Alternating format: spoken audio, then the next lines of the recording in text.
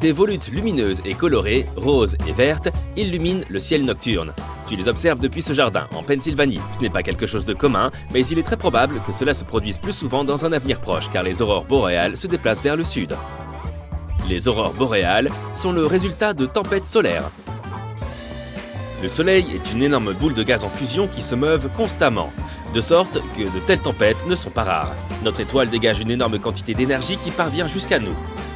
Elle se déplace sous la forme de charges électriques à une vitesse d'environ 5 millions de km/h.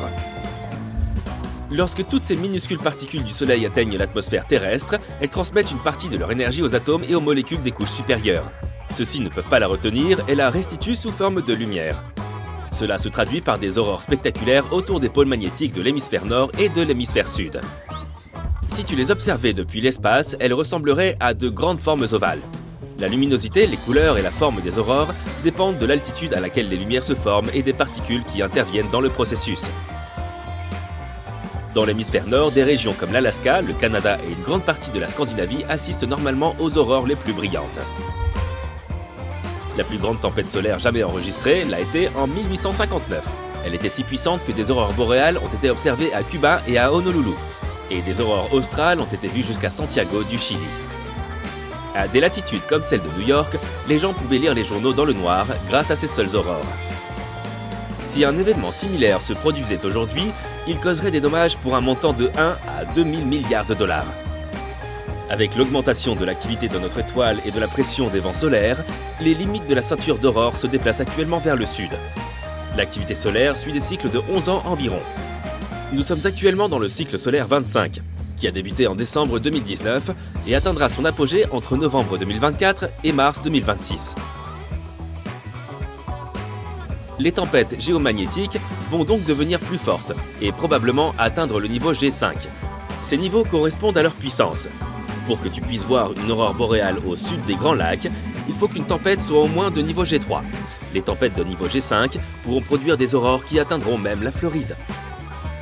Si tu n'as pas envie d'atteindre le pic d'activité solaire de 2025, dirige-toi vers le nord, si tu te trouves dans l'hémisphère nord, ou vers le sud, si tu es dans l'hémisphère sud.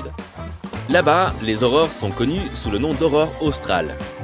Il n'est pas nécessaire qu'il fasse froid pour distinguer les aurores polaires, il suffit qu'il fasse suffisamment sombre. Les aurores sont actives tout au long de l'année.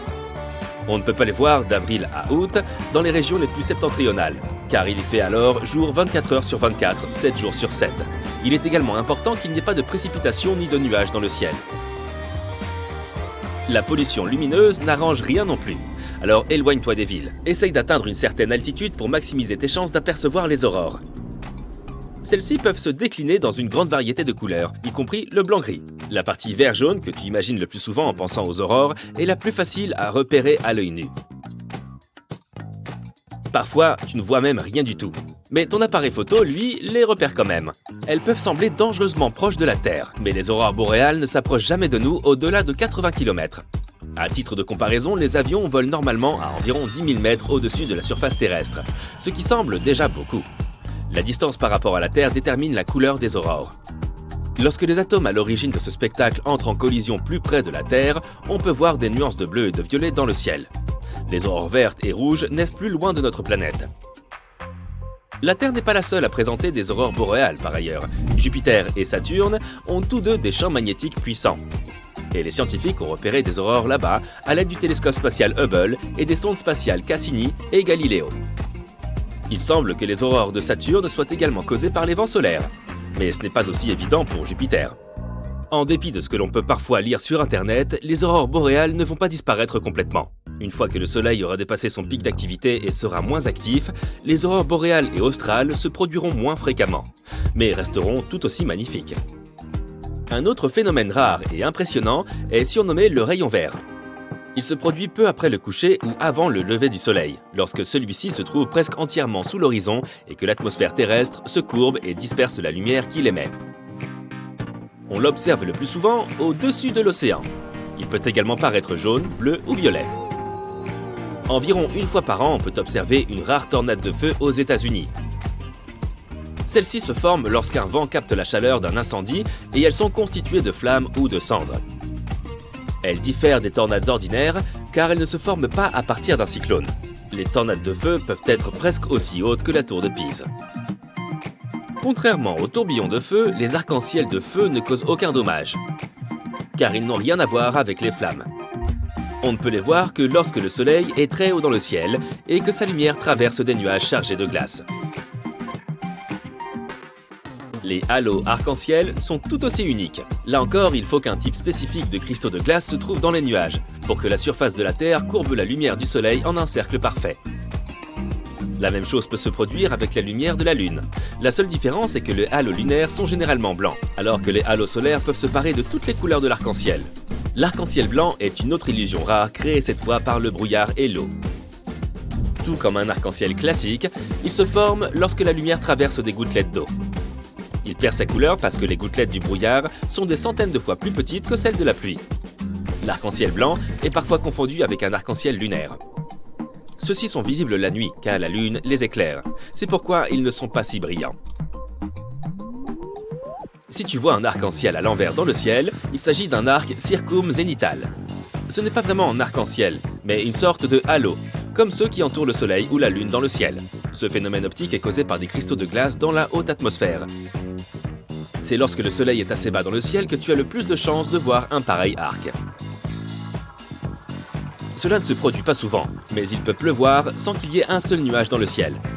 On parle parfois d'averses en plein soleil, parce qu'on a l'impression que la pluie tombe de nulle part. En réalité, les nuages de pluie se trouvent à une certaine distance de cet endroit précis.